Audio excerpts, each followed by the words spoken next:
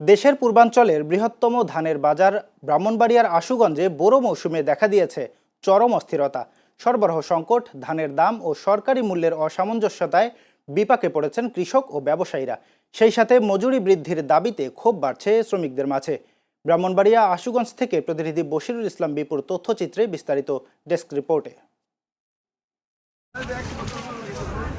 দেশের অন্যতম বৃহৎ ধানের বাজার আশুগঞ্জ মোকাম এখন অনেকটাই স্থবির। প্রতিদিন যেখানে প্রায় ২০ কোটি টাকার ধান বেচাকেনা হতো, সেখানে এখন দেখা দিয়েছে সরবরাহ সংকট।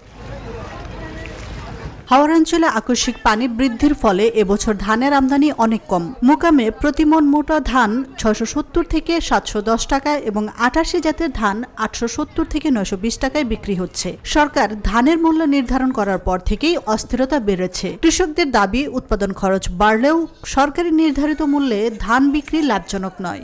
কৃষক অন্যান্য বছরের তুলনায় এবার ধান আমদানি কম হচ্ছে, কারণ ধানের রেট কম হওয়াতে কৃষক মাল বিক্রি করতেছে কম।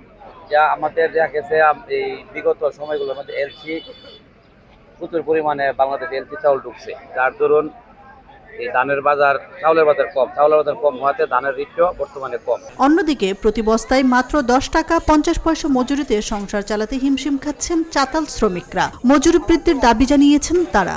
৭৩টা আবার থেকে আশুগঞ্জ জমিতে ধান আমদানিও অন্য বছর এই ধানের দর থাকে ৯০০-১০০০ টাকা, এবছর ধানের দর ৭০০-৭৫০ টাকা। সকাল ৬টা বাজাই রাতের ৮টা-৯টা পর্যন্ত কাম করি, যে আপনার রেডি আমরা পড়তে পারে না, সারাদিনে ২৭০০ আমরা পাই না, আবার বস্তা রেডি হলো বাড়তি।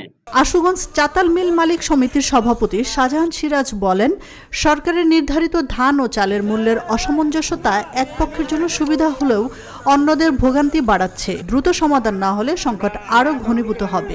কিছু পরিমাণ ধান অতিরিক্ত পানির কারণে ক্ষতিগ্রস্ত হচ্ছে। এই ধানগুলো যদি সঠিকভাবে কাটানো হয়, দেশের মধ্যে ধানের সংকট হতে পারে। আমরা আশা করব সেই দিক থেকে সরকারিভাবে সহযোগিতা করা হবে। ধানের বাজার মোটামুটি যে পর্যায়ে রয়েছে, অত্যন্ত কৃষকরা ক্ষতিগ্রস্ত হবে বলে আমরা মনে করি।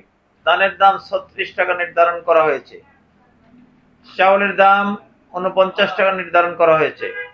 তাতে করে আমার মনে হয় ধানের দামটা তুলনামূলকভাবে একটু বেশি হয়েছে, চাউলের দামটা তুলনামূলকভাবে কম হয়েছে। আমরা আশা করব সমন্বয়টা সঠিকভাবে হয় নাই, তাতে করে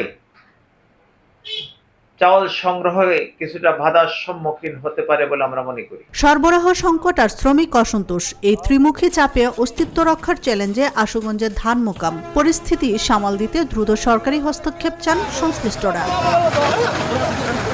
আশরাফুন নাহার মালা, চ্যানেল এস নিউজ ডেস্ক।